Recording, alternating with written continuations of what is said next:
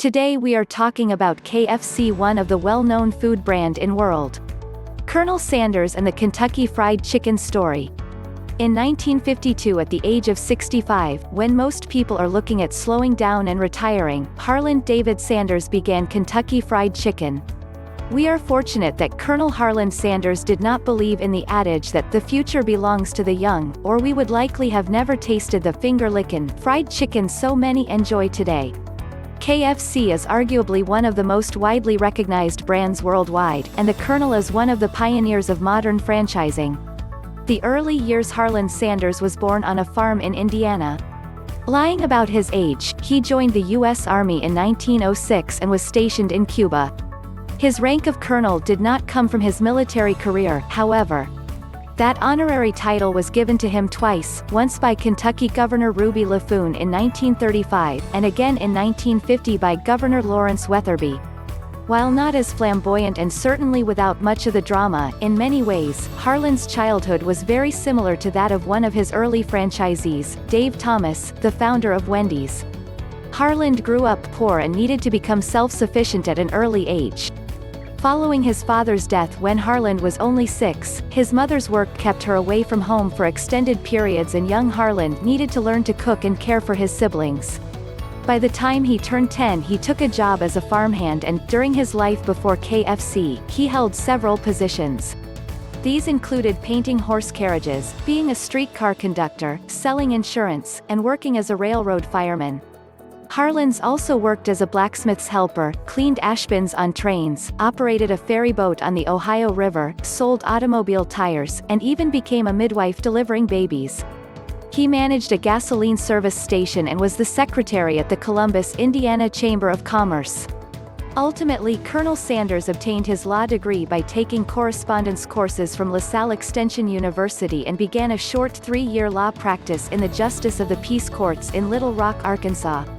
His legal career ended after he got into a fistfight with one of his clients.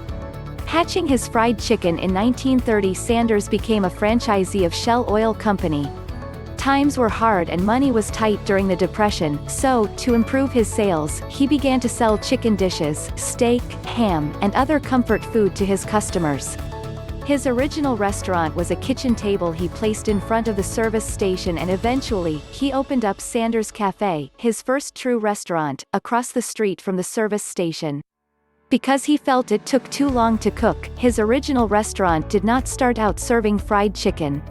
That did not come until later, when he developed his secret recipe of 11 herbs and spices and began to cook his chicken in a pressure cooker he invented to speed the frying process. I recall Dave Thomas telling me that one of the dangers of the Colonel's cooking process was that the pressure cookers frequently exploded. Fighting for his customers, Sanders was an aggressive marketer of his restaurant and service station, and his talent and temper landed him in a bit of trouble with one of his local competitors. Sanders began to paint advertising for his service station and restaurant on barns for miles around his location. One of his competitors, Matt Stewart, who operated a nearby Standard Oil station, took exception to the Colonel's advertising and began to paint over his signs.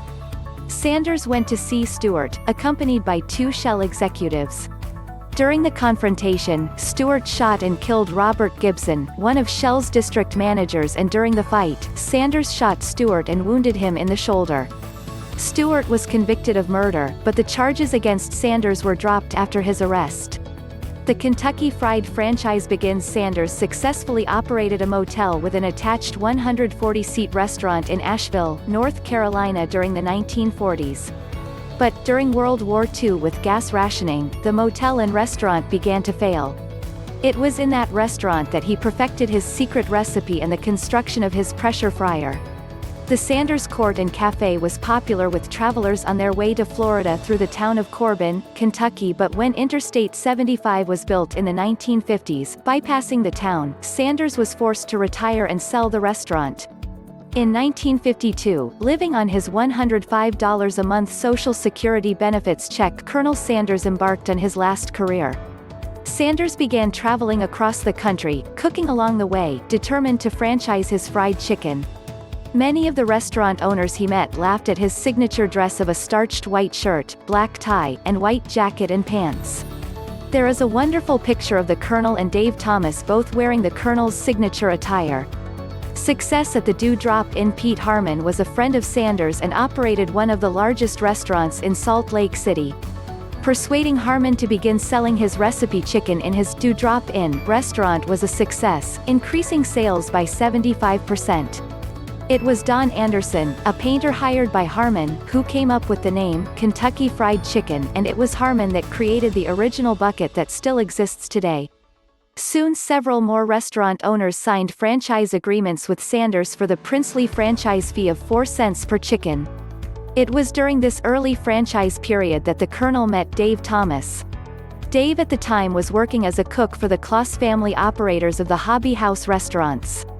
It was Dave who developed the classic wobbly red and white striped chicken bucket that became the classic sign outside of each Kentucky Fried Chicken restaurant.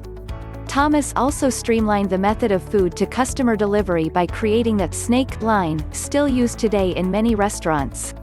Against the Colonel's advice, Dave took over 8 failing restaurants and was so successful in turning them around that he was able to sell the restaurants and begin his own chain of hamburger restaurants, named after his daughter Melinda Lou Wendy Thomas.